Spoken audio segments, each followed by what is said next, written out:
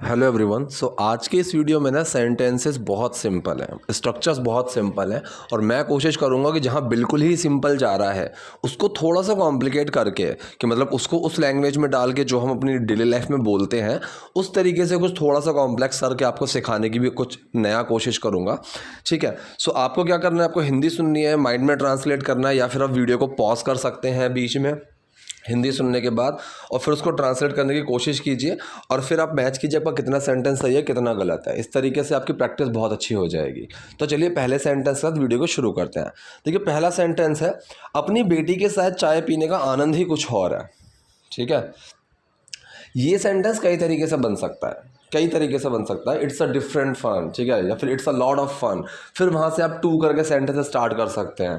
ठीक है। तो दूसरा आप बिल्कुल सिंपल अगर आप इसको देखना चाहें तो मैंने बहुत सिंपल तरीका यहाँ पे निकाला हुआ है, the joy of having a cup of T.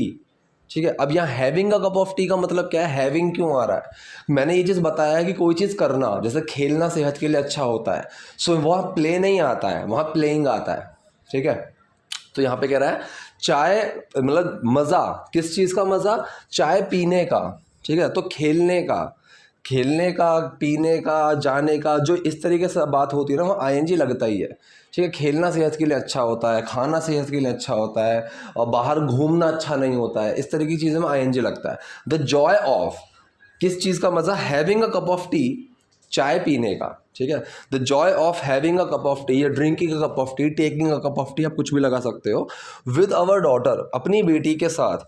It sorry is just too good, is just too good मतलब ये बहुत अच्छा होता है। ठीक है। इंग्लिश में हमने इसको ऐसे बनाया है, हिंदी में तो हम इस तरीके से बोलते हैं यार इस चीज़ को करने का मज़ा ही कुछ और है। So it's a different fun to do something. यहाँ पे आप बिल्कुल सिंपल लगा सकते हो, it's a lot of fun या फिर it's a different fun of having a cup of tea with our daughter. आप इस तरीके से भी लगा सकते हो। और आपको the joy of having a cup of tea with our daughter is just too good. ठीक है। अब आपको जैसे बोलना हो कि आपकी वीडियो को देखने का मज़ा ही कुछ और है। ठीक है। सो देखने का, the joy of watching your video, ठीक है, इज जस्ट टू गुड। ठीक। इस तरीके से आप एक दो स्ट्रक्चर्स बनाएंगे, एक दो सेंटेंसेस बनाइए और उनको कमेंट बॉक्स में लिखिए, मैं चेक कर लूँगा। नेक्स्ट है ये कह रहा चाय लो। ठीक। अब हम कोई चीज़ उठा के किसी को जब देते हैं सो वहाँ पे हम कई तरीके से बोल सकते हैं। आप सबसे कॉमन जो होता है ना वो होता है हेयर यू आर।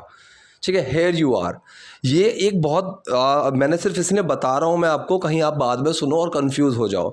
सो अगर मान लीजिए आप कहीं बैठे हुए हो, आपसे कोई कुछ मांगे कि यार वो उठा के देना, तो जब हम देते हैं ना कि ये लो, आप वहाँ पे ये भी बोल सकते हो हैव इट, टेक इट। ठीक है। लेकिन आप वहाँ पे बोल सकते हो हेयर यू आर। ठीक है।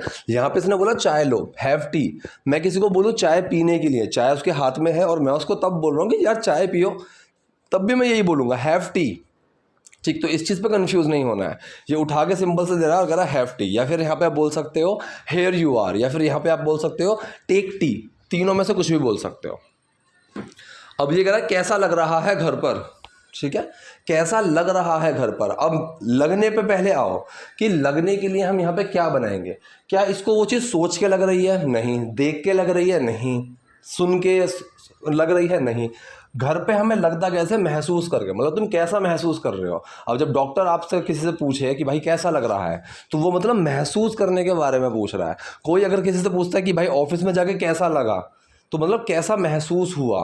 ठीक है। सो घर पे यहाँ पे पूछ रहा है कि कैसा लग रहा है घर पर, प्रेजेंट कॉन्टिन्यूअस सेंटेंस है ये।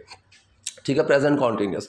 सो how are you feeling at home, how are you feeling at home, तुम्हें घर पे कैसा लग रहा है। इस तरीके से कैसा लग रहा है घर पे, how are you feeling at home. अभी कह रहा मुन्ना तुम्हारा अच्छे से ध्यान रख रहा है। ठीक है। मुन्ना तुम्हारा अच्छे से ध्यान रख रहा है। अब ये जो सेंटेंस है ये क्वेश्चन पूछ रहा है। ठीक है।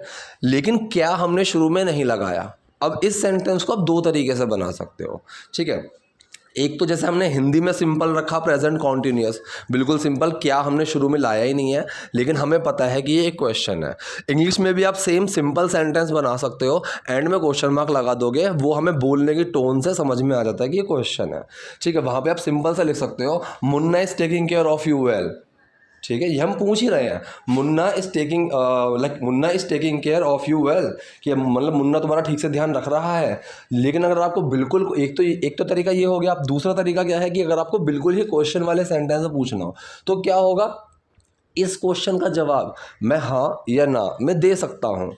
तो जिस भी क्वेश्चन का जवाब मैं हाँ या ना मैं दे सकूँ, या फिर जिसमें क्या शुरू में आ जाए, ठीक है, वो सेंटेंस में जो आपकी हेल्पिंग वर्ब होती है, मेन वर्ड होता है, वो पहले आ जाता है। So is Munna taking care of you well, ठीक है, प्रेजेंट कॉन्टिन्यूस सेंटेंस है। Is Munna taking care of you well. अब आपका एक छोटा सा काम है, जिन्होंने इस चीज़ को ध्यान से सुना है, अब आपको एक सेंटेंस मेरे लिए बनाना है, मुन्ना तुम्हारा अच्छे से ध्यान रख रहा है ना, बस ना एंड में जोड़ना है, ठीक है। अब वो ना जोड़ के आप सेंटेंस बनाएंगे कमेंट बॉक्स में। अब ये कह रहा है अपनी शादी का ख्याल रखना ज़रूरी है, ठीक है, अपनी शादी का ख्याल रखना ज़रूरी है, ठीक। तो अब ऐसे जो सेंटेंसेस होते हैं ना, यहाँ ये सेंटेंस ना इट से स्टार्ट होते हैं, इट से, ठीक है। मैं अगर बोलूँ कि भाई रोज़ प्रैक्टिस करना ज़रूरी है, ठीक है, कि रोज़ प्रैक्टिस करना ज़रूरी है, it's important to practise daily, ठीक है, it's important to practise daily.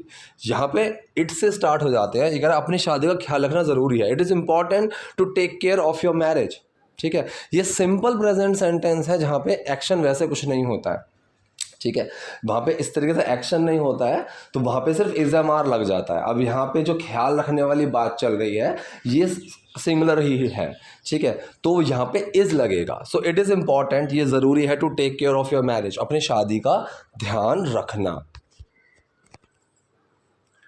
अभी कह रहा कोई दिक्कत हो तो मुझे बताना, हम ऐसे ही बोलते हैं ना, भाई कोई परेशानी हो तो मुझे बताना, ठीक, जस्ट लेट मी नो। अब यहाँ पे जस्ट का मैं सेंस आपको बताऊंगा, बहुत ध्यान से समझने की कोशिश करना। देखिए जस्ट का जो सेंस होता है ना, ये होता है बस, सिर्फ, इस तरीके होता है। तो कई बार ना हिंदी में क्या होता है, हिंदी में हम जस्ट की कोई हिंदी नहीं बोलते। कई बार ऐसा होगा, जैसे कि मैंने किसी को बोला इंग्लिश में, मैंने किसी को बोला यार जस्ट लीव मी अलोन, ठीक है, इसको हिंदी में हम क्या बोलेंगे, यार मुझे अकेला छोड़ दे यार, ठीक है।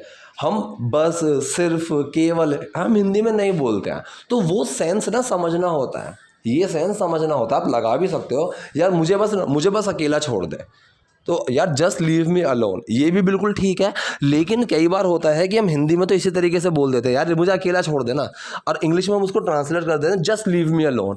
तो जस्ट ना सिर्फ एक फीलिंग लेकर चलता है, ठीक है, कि कई बार उसकी अगर आपको हिंदी ना भी मिले तब भी आपको वो फीलिंग समझनी चाहिए कि जस्ट का मतलब है कि भाई बिल्कुल ऐसा करो, ठीक है, बस ऐसा करो, ठीक, ऐसा ज़रूर करो, इस तरीके वाली फीलिंग लेकर चलता है जस्ट। सो ये कहता है जस्ट लेट मी नो, मुझे बता देना, ठीक है, just let me know if there is any problem, अगर कोई दिक्कत हो तो, ठीक है, if there is any problem. अब देयर का यूज़ यहाँ पे क्या हुआ, देयर का यूज़ मैंने वही बताया है, किसी भी चीज़ की प्रेजेंस बताने के लिए हम देयर का यूज़ कर सकते हैं, ठीक है। अगर मुझे किसी से पूछना हो कि कोई डाउट है क्या, मतलब वीडियो को देखने के बाद अगर कोई डाउट हो तो मुझे बता देना, अगर मुझे ऐसे बोलना है कि अगर कोई डाउट हो तो मुझे बता देना, so please let me know, या फिर जस्ट लेट मी नो, ठीक है, if there is any doubt, ठीक है। एक तो तरीका ये हो गया, please let me know if you have any doubt, ठीक है, दोनों तरीके हो गए। सो देयर का यूज़ होता है कि किसी भी चीज़ की प्रेजेंस बताने के लिए। आप नॉट के लिए भी यूज़ कर सकते हो कि इस चीज़ की प्रेजेंस नहीं है, आप बोल सकते हो sir there is no doubt, ठीक है। इस तरीके से आप बोलना शुरू करो। जो एक नई नई चीज़ आप सीखते हो ना रोज़ वीडियोस के ज़रिए मेरे, तो उन चीज़ों को ना मैं ये नहीं कह रहा हूँ कि अगर आपने 10 नई चीज़ें सीखी हैं तो 10 की 10 आप इम्प्लीमेंट कर दो, बोलना चालू कर दो, नहीं, ऐसा नहीं हो पाएगा और आप भूल जाओगे, आपको समझ में नहीं आएगा। आई वुड सजेस्ट कि आप किसी कॉपी पर लिख लो जो भी चीज़ आपने नई सीखी है, और हर दिन एक चीज़ को लो और उस एक चीज़ को 10-12 बार यूज़ करो, इंटेंशनली यूज़ करो, जानबूझ के यूज़ करो। लोगों के साथ बात करने में, मैसेजेस लिखने में, मेल्स लिखने में, कमेंट्स लिखने में, उस चीज़ को यूज़ करते जाओ। जब आप दिन में उस चीज़ को 10-12 बार यूज़ कर लोगे ना, तो वो आपके पक्की हो जाएगी, और धीरे धीरे आप देखोगे कि विदाउट इवन इंटेंशन तुम उस चीज़ को यूज़ करने लगोगे, ठीक है। सो कोई दिक्कत हो तो मुझे बताना, just let me know if there is any problem. Let me know का मतलब ये होता है ना कि मुझे बता देना, ये होता है लेट मी नो, मुझे जानने दो। इसका टिपिकल तो मतलब ये होता है मुझे जानने दो, लेकिन बहुत ही कैजुअल इसका यूज़ है। यार अगर जब तू वहाँ पहुँच जाए ना, लेट मी नो, मतलब मुझे बता देना जब तू वहाँ पहुँच जाए। टेल मी की जगह ना, टेल मी की जगह लेट मी नो का यूज़ कर देते हैं हम, ठीक है। और आई विल टेल यू की जगह I will let you no, ये थोड़ा एक फॉर्मल सा लगता है, ठीक है। जैसे आपने देखा होगा इंटरव्यूज़ में भी या मूवीज़ में भी, जब किसी का इंटरव्यू होता है तो उसको यही बोल देते हैं कि चलो ठीक है, अभी आपका इंटरव्यू हो गया है, अभी हम कल तक आपको बता देंगे। ये एक तो ये होता है। और इसको इंग्लिश में हम कैसे बोलेंगे, okay it's done, so we'll let you know by tomorrow, या फिर we'll get back to you by tomorrow, इस तरीके से। सो कोई दिक्कत हो तो मुझे बताना, just let me know if there is any problem. अब ये कह रहा है अगर कोई दिक्कत होगी वो आपको क्यों बताएगी, ठीक है। ये जो चीज़ है ना, ये फ्यूचर की बात नहीं चल रही है, ये एक जर्नल बात चल रही है। जैसे हम ये बोलते हैं ना, भाई मुझे कैसे पता होगा वो क्या कर रहा है। अब मैंने यहाँ पे बोला मुझे कैसे पता होगा, तो ये सेंटेंस फ्यूचर का नहीं है, ये एक जर्नल सेंटेंस है। यहाँ पे आपको आप विल भी लगा सकते हो, मैं कह रहा हूँ आप विल भी लगा सकते हो। If there will be any problem, अगर कोई प्रॉब्लम होगी, फ्यूचर की बात चल रही है। लेकिन हम गा गी ये चीज़ें ना प्रेजेंट के तौर पे भी यूज़ करते हैं, पता है आपको, प्रेजेंट के तौर पे भी यूज़ करते हैं। अगर वो सो रहा होगा तो वो फ़ोन कैसे उठाएगा, ये मैं फ्यूचर की बात नहीं कर रहा हूँ, ये मैं प्रेजेंट की बात कर रहा हूँ। इसीलिए मैं हमेशा बोलता हूँ पहचान सिर्फ एक लेवल तक ठीक है, लेकिन उसके पीछे भागना फुली डिपेंडेंट होके वो आपको कंफ्यूज कर देगा स्पोकन में, ठीक है। तो ये जर्नल बात कर रहा है, प्रेजेंट की भी बात चल रही है इसमें, ये एक जर्नल बात है। अगर कोई दिक्कत होगी वो आपको क्यों बताएगी, ये फ्यूचर की बात नहीं है, ठीक है। So if there is any problem, अगर कोई प्रॉब्लम है तो यहाँ पे ये समझना है कि ये फ्यूचर की बात नहीं है, जर्नल की बात है। कि अगर वो सो रहा होगा तो वो तुम्हारा फ़ोन थोड़ी ना उठाएगा, ऐसे जब हम बोलते हैं, ठीक है। अगर आप मेरी बात ध्यान से सुन रहे होगे तो आपको मेरी बात समझ में आ गई, या फिर मेरी बात आप समझ जाओगे, ठीक है। अगर मेरी बात आप सुन रहे होगे, इस तरीके की चीज़ें प्रेजेंट की होती हैं, ना कि फ्यूचर की होती हैं। सो अगर कोई दिक्कत होगी, प्रेजेंस की बात आ गई, ठीक है। प्रेजेंस की बात है कि इस चीज़ की प्रेजेंस है, अगर किसी दिक्कत की प्रेजेंस होगी। So if there is any problem, there का यूज़ होएगा, if there is any problem, वो आपको क्यों बताएगी, ठीक है। ऐसे सेंटेंसेस में यार मुझे कैसे पता होगा कि वो सो रहा है नहीं सो रहा है। अब मैंने बोला मुझे कैसे पता होगा, फ्यूचर वाला सेंटेंस नहीं है ये, ठीक है। ये ऐसी जगह वुड का यूज़ होता है कि हम प्रेजेंट में बैठ के एक अंदाज़ा, एक ऑप्शन पकड़ रहे हैं। So how would I know, मुझे कैसे पता होगा, तो ये कह रही आप, वो आपको क्यों बताएगी, ठीक है। Why would she tell you, ठीक है। वाई वुड, आप यहाँ विल भी लगा सकते हो अगर कन्फ्यूजन हो रही है तो। अगर आपको कन्फ्यूजन हो रही है तो विल भी लगा सकते हो, why will she tell you, वो आपको क्यों बताएगी, ये फ्यूचर की चीज़ हो गई। लेकिन एक जर्नल की बात चलती है, जर्नल की बात चलती है, भाई बच्चा मेरा, मैं किसी को बोलूँ भाई बच्चा मेरा है, अगर उसको कोई परेशानी होगी तो वो मुझे बताएगा ना, तुझे थोड़ी ना बताएगा। तो ये फ्यूचर की बात नहीं चलती, एक जर्नल बात चलती है। सेम यहाँ पे ऐसी बात चल रही है कि अगर कोई दिक्कत होगी वो आपको क्यों बताएगी। If there is any problem why would she tell you, वो मुझे बताएगी, ठीक है। शी विल टेल मी, ठीक, या she would tell me, she would tell me, अब दोनों लगा सकते हो। मैंने यहाँ पे विल क्यों लगाया है, क्योंकि एक चीज़ समझने की कोशिश करो कि अगर वो सो रहा होगा, ठीक है, तो वो फ़ोन कैसे उठाएगा। ये जो सेंटेंस है इसमें तो दोनों प्रेजेंट की बात चल रही है, दोनों प्रेजेंट की बात चल रही है, ठीक है। दूसरा, अगर मैं किसी को बोलूँ कि भाई मेरा बच्चा है, कि अगर उसको कोई दिक्कत होगी तो मुझे बताएगी ना, वो तुम्हें क्यों बताएगी, ठीक। सो यहाँ पे जो आ गया कि वो मुझे बताएगी, ठीक है। सो ये एक जर्नल बात चलती है जिसमें एक फ्यूचर का सेंस आता है। So she will tell me या शी वुड टेल मी, आप ऐसी जगह दोनों लगा सकते हो कि अगर कोई दिक्कत होगी, ठीक है, अगर कोई दिक्कत होगी। तो यहाँ पे अगर वाली जब बात चलती है, सो यहाँ पे तो मैंने ये बताया हुआ है कि अगर और प्रेजेंट की जब बात चलती है, सॉरी, अगर और फ्यूचर की बात चलती है, वो आपको प्रेजेंट में कन्वर्ट हो जाता है। और जो नेक्स्ट सेंटेंस होता है, ठीक है, जो नेक्स्ट सेंटेंस होता है वो आपका फ्यूचर में रहता है, ठीक है। अगर वो पार्टी में आएगा तो मैं नहीं आऊँगा, if he comes in the party then I will not come. तो जो पहला सेंटेंस हुआ ये प्रेजेंट में हुआ, दूसरा वाला हुआ इसमें विल लगेगा। सेम यहाँ पे भी ये वाला जो है सेंटेंस ये प्रेजेंट की सेंस देगा कि if there is any problem why would she tell you, she will tell me, ठीक है। अब ये कह रहा है आप क्यों दखल दे रहे हैं, आप क्यों टांग अड़ा रहे हैं अपनी, इस तरीके से हम बोलते हैं। सो इस चीज़, ये सेंटेंस है आपका normal present continuous. So why are you interfering, ठीक है। इंटरफेयर करने का मतलब होता है दखल अंदाजी करना, टांग अड़ाना। So why are you interfering, आप क्यों टांग अड़ा रहे हैं।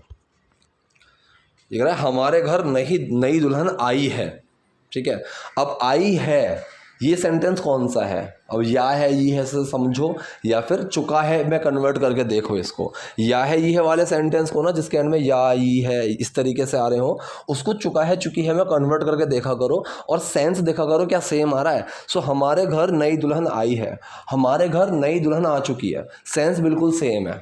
तो ये जो सेंटेंस है ये आपका प्रेजेंट परफेक्ट सेंटेंस है, हैज़ हैव का यूज़ होगा, थर्ड फॉर्म लगेगी। So new bride has come to our house. अब ये कम जो है ये कम की ही थर्ड फॉर्म है।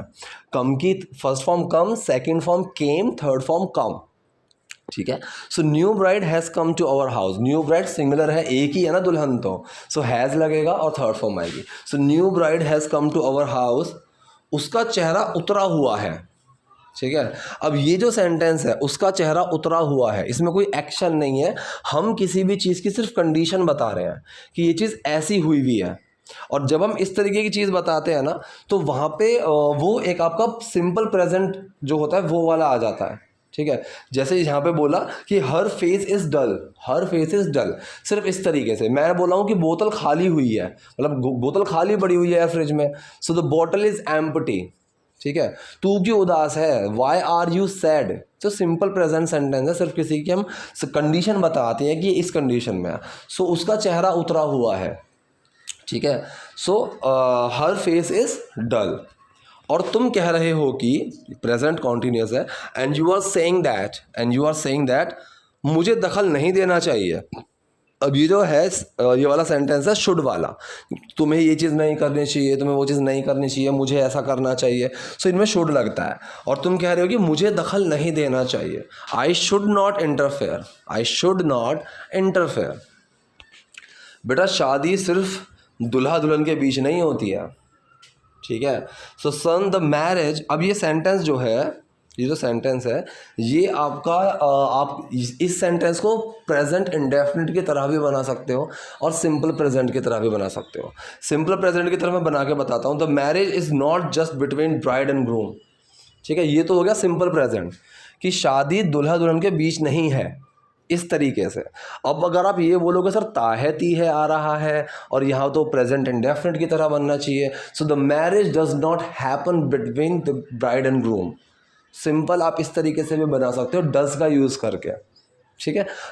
तो ये सेंटेंस आप डज की तरह भी बना सकते हो, प्रेजेंट इंडेफिनिट की तरह, और सिंपल प्रेजेंट की तरह भी बना सकते हो कि शादी सिर्फ दुल्हा दुल्हन के बीच की नहीं है, ठीक है। So the marriage is not just between the groom and bride, या फिर ब्राइड एंड ग्रूम, ठीक है। अब ब्राइड क्या होती है, दुल्हन, और ग्रूम क्या होता है, दुल्हा, ठीक है।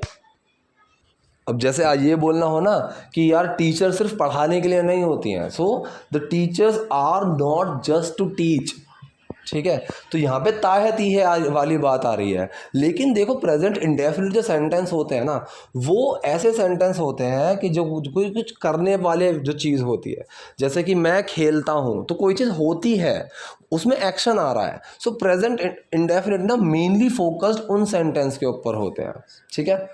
लेकिन जब मैंने ये सेंटेंस बोला कि टीचर सिर्फ पढ़ाने के लिए नहीं होती हैं, इस सेंटेंस में ना कोई ऐसा काम नहीं है जो पहले से होता है, ठीक है, कि वह खेलता है, वह जाता है, हम पढ़ते हैं, और टीचर सिर्फ पढ़ाने के लिए नहीं होती हैं। ये दोनों सेंटेंसेस ना अलग सेंस देंगे, तो ये आपको समझना होगा, ठीक है। अब सेंटेंस अगर आपका ये है ना कि टीचर सिर्फ पढ़ाने के लिए नहीं होती हैं, तब आप ताहती है के पीछे मत भागना, सेंस पकड़ना। हम किसी चीज़ की एक कंडीशन बता रहे हैं, ठीक है, यहाँ पे कोई एक्शन नहीं हो रहा है, ठीक है। जैसे कि मैं खेलता हूँ, इसमें एक्शन है, हम पढ़ते हैं, इसमें एक्शन है। मैं कह रहा हूँ कि टीचर सिर्फ पढ़ाने के लिए नहीं होती हैं, इसमें कौन सा एक्शन है, पढ़ाना, ये एक्शन नहीं है ना, ये एक्शन नहीं है, ये तो हम एक चीज़ बता रहे हैं कि इसके लिए नहीं होती हैं, ठीक है। तो ये सिंपल प्रेजेंट सेंटेंस में आते हैं। The teachers are not only just to teach, ठीक है, इस तरीके से। तो यहाँ पे सेंटेंस हुआ शादी सिर्फ दुल्हा दुल्हन के बीच नहीं होती है। अब यहाँ पे अगर आपको एक्शन पकड़ना है तो शादी होना, ये एक्शन पकड़ सकते हो, तो वहाँ पे डज नॉट हैपन का आप यूज़ कर सकते हो, और सिंपल आप इज एम आर का यूज़ करके बना सकते हो। तो marriage is not just between bride and groom, ये उनके परिवारों के बीच का बंधन भी है, ये उनके परिवारों के बीच का बंधन भी है। सिंपल आपका simple present sentence, it is also a bond between their families. Bond का मतलब होता है बंधन, जुड़ाव, जुड़ना। It's also a bond between their families. Their का मतलब उनकी, THEIR वाला देयर है, ये THERE वाला नहीं है। तुम एक काम सही करते हो लेकिन दूसरा बर्बाद कर देते हो, ठीक है। ये है आपका कौन सा सेंटेंस, प्रेजेंट इंडेफिनिट, क्योंकि यहाँ पे टिपिकल एक एक्शन वाली बात हो रही है, ठीक है। तुम एक काम सही करते हो, you do one thing right. अब जो ये डू है ये करने वाले के लिए आ रहा है। अगर मैं इसका नेगेटिव बनाऊँ, so you do not do anything right. अगर सिंगुलर की बनाऊँ, ही डज एवरीथिंग राइट, तो डू के अंदर डज छुपेगा, डज बन जाएगा, ठीक। तो यहाँ पे डू के अंदर डू छुपा हुआ है, और जिस चीज़ में डू छुपता है उसमें चेंज नहीं आता। You do one thing right, तुम एक काम सही करते हो लेकिन दूसरा बर्बाद कर देते हो, बट ruin द अदर। अब ruin का मतलब क्या होता है, ख़राब कर देना, बर्बाद कर देना। आप यहाँ स्पॉइल लगा सकते हो, ठीक है। तो ruin सबसे अच्छा वर्ड रहता है काम ख़राब करने के लिए। यू हैव ruined दिस, यार तुमने सब बर्बाद कर दिया, इस तरीके से। बट ruin द अदर, और लेकिन दूसरा बर्बाद कर देते हो। अब ये कह रहा मैं लाया हूँ उसे तुम्हारी पत्नी बनाकर, मैं लाया हूँ उसे तुम्हारी पत्नी बनाकर, ठीक है। इस चीज़ को आप समझने की कोशिश करो। मैं लाया हूँ, पहले इतना समझ लो कि मैं लाया हूँ उसे, ठीक है। आई हैव गॉट हर। अब गॉट का, गेट का यूज़ मैंने यही बताया कई बार, लाने के लिए हम बोलते हैं। अब वो चीज़ आप खरीद के लाओ, चुरा के लाओ, उठा के लाओ, कहीं रखी हुई है खोज के लाओ, आप कैसे भी लाओ, हर चीज़ का जो लाना वाला सेंस होता है ना, उसमें गेट का यूज़ होता है। अगर मैं किसी को बोलूं कि यार ये गाड़ी मेरे पापा लाए मेरे लिए, so my father got this car for me, ठीक है, गेट की फॉर्म लग गई है। अगर मैं किसी को बोलूँ यार मेरे लिए पानी का, तो गाड़ी खरीद के आई, और मैं किसी को बोलूँ यार मेरे लिए पानी का गिलास लाना, get me a glass of water, ये खरीद के नहीं लाया जाएगा, ये उठा के कहीं से ऐसे ही लाया जाएगा, ठीक है। एक है, मैं अपनी चाबी ढूंढ रहा हूँ। कोई मुझसे पूछा है क्या कर रहा है, यार I am trying to get my keys, मतलब मैं चाबी खोजने की कोशिश कर रहा हूँ। यहाँ पे खोजने के लिए मैंने गेट का यूज़ कर दिया, ठीक है। तो कोई भी चीज़ लाना, मिलना किसी चीज़ का, वहाँ पे गेट का यूज़ होता है। तो ये कह रहा है मैं लाया हूँ उसे, ठीक है, मैं लाया हूँ, सो आई हैव गॉट हर, ठीक है। अब मैं लाया हूँ, या है ये है, या फिर मैं ला चुका हूँ, ये प्रेजेंट परफेक्ट सेंटेंस है। सो गेट की थर्ड फॉर्म गॉट ही लगी है हमें, तो आई के साथ हैव लगेगा, आई हैव गॉट हर। मैं लाया हूँ उसे तुम्हारी पत्नी बनाकर, एज योर वाइफ, ठीक है। मैं बोलूँ कि कल मैं कॉलेज में टीचर बन के जाऊँगा, ठीक है, so I will go to college tomorrow as a teacher बन के, ठीक है। तो मैं उसे लाया हूँ तुम्हारी पत्नी बनाकर, I have got her as your wife. मुझे बताने में संकोच मत करना, ठीक है। अब ये कौन सा सेंटेंस है, जब हम किसी को कोई चीज़ करने के लिए बोलते हैं, उठो, बैठो, शोर मत मचाओ, सो डोंट मेक नॉइस, ठीक है। डोंट डू दिस, ऐसा मत करो, ठीक है। टेक अ बाथ, नहा लो। हम किसी को कुछ करने के लिए जब बोलते हैं ना, सो ऐसे सेंटेंस में डू डज लगते हैं, ठीक है। सो मुझे बताने में संकोच मत करना, डोंट हेजिटेट का मतलब होता है संकोच करना, शर्माना, एक वो वाली चीज़ होती है ना कि यार मुझे तो बहुत हेजिटेशन होती है स्टेज पे कुछ चीज़ बोलते टाइम, सो वो होता है, वो उसको हम बोलते हैं संकोच करना, ठीक है। सो हेजिटेट, सो मुझे बताने में संकोच मत करना, do not hesitate to tell me, मुझे बताने में, इस तरीके से। अगर तुम दोनों के बीच कोई समस्या हो तो, ठीक है। अब यहाँ पे हम किसी चीज़ की प्रेजेंस की बात कर रहे हैं कि अगर ये चीज़ प्रेजेंट हो तो देर तो लगेगा ही लगेगा। If there is any problem, अगर कोई भी दिक्कत हो between the two of you, अब यहाँ पे टू ऑफ की जगह हम बोथ का भी यूज़ कर सकते हैं, between the both of you, ठीक है। अब बोथ और टू ऑफ मैंने सिर्फ इसीलिए यहाँ पे ऐसा लगाया ताकि आपको कुछ मैं नया सिखा सकूँ, ठीक है। अगर मैं किसी दो लोगों को बोलूँ, हाँ the two of you come with me, एक तो तरीका ये हो गया, हाँ both of you come with me, दूसरा तरीका ये हो गया, ठीक है। Both of them are making noise, वो दोनों शोर मचा रहे हैं। The two of them, these two of them are making noise, वो दोनों शोर मचा रहे हैं। हम इस तरीके से यूज़ कर सकते हैं। सो यहाँ पे between the two of you या बिटवीन बोथ ऑफ यू, दोनों हम लगा सकते हैं। इस तरीके के एक दो सेंटेंसेस बोथ ऑफ यू और टू ऑफ यू का यूज़ करके कमेंट बॉक्स में बना देना, मैं देख लूँगा। So if there is any problem, ये सिंपल प्रेजेंट सेंटेंस है, यहाँ पे हम किसी की प्रेजेंस के बारे में बात कर रहे हैं और इस एम.आर का यूज़ हो गई। प्रॉब्लम सिंगुलर चीज़ है। If there is any problem between the two of you, अगर तुम दोनों के बीच में कोई भी समस्या हो तो। अब कह रहा है रधिया क्या उनके कमरे का एसी चालू है? ठीक है, कोई इसमें एक्शन नहीं है, सिंपल प्रेजेंट वाला सेंटेंस है। सिचुएशन एक कंडीशन बता रहे हैं एसी की। सो रदिया, is the AC on in her room? Is the AC on, क्योंकि क्या से सेंटेंस शुरू हुआ, एक सवाल जिसका मैं जवाब हाँ या ना में दे सकता हूँ। हाँ चालू है, नहीं बंद है, ऐसे सेंटेंस में जो आपका मेन वर्ड होता है वो पहले आ जाता है। ठीक है, so is the AC on, क्या एसी चालू है इन हर रूम, उनके कमरे में। अब ये सेंटेंस बहुत अच्छा है, हम इस तरीके से बहुत बोलते हैं, भाई बताना पड़ेगा क्या तुम्हें कि ऐसा मत करो, तुम्हें बताना पड़ेगा क्या ऐसा करो। यहाँ पे कह रहा है बताना पड़ेगा क्या तुम्हें कि वो सीएम की बेटी है वो। ठीक है, सो बताना पड़ेगा क्या, तो क्या तुम्हें कि सीएम की बेटी है वो। ऐसे सेंटेंस चालू इसी स्ट्रक्चर से आप करेंगे, do I have to tell you. ठीक है, मुझे बताना पड़ेगा क्या तुम्हें, ऐसे do I have to tell you, मुझे बताना पड़ेगा। अब कोई चीज़ करने के लिए किसी को हम बोलते हैं, ठीक है, so tell me, don't tell me, मुझे मत बताओ। तो ये उसी सेंटेंस का ही एक क्वेश्चन वाला वर्ड है कि मुझे ऐसा करना पड़ेगा क्या। So do I have to tell you, that's have to tell you. Okay, यहाँ पे छोटा सा एक डिस्कनेक्ट है, छोटा सा इंग्लिश में गलत है, that she is CM's daughter. ये शी इज़ जो है यहाँ पे वो मिस हो गया है। ठीक है, so do I have to tell you that she is CM's daughter. ठीक है, इस तरीके से बनेगा। अब do I have to tell you का मतलब ये चीज़ है कि आप इस चीज़ को समझ लेंगे कि ये कैसे यूज़ होती है। भाई मुझे बताना पड़ेगा क्या तुम्हें हर बार के कमेंट में लिखना होता है अपनी प्रॉब्लम को। So do I have to tell you every time that you need to write your problems in the comment section. ठीक है, आप एक काम करो, मुझे ये भी बता दो कि सांस कब लेना है। ठीक है, आप एक काम करो, अब फिर वही चीज़, हम किसी को कुछ करने के लिए बोल रहे हैं। So you do one thing, आप एक काम करो, टेल मी दिस ऑल्सो, मुझे ये भी बताओ दैट व्हेन टू ब्रीथ, कि सांस कब लेनी है। ठीक है, वैसे भी मेरी ज़िंदगी के सारे फैसले आप ही लेते हो।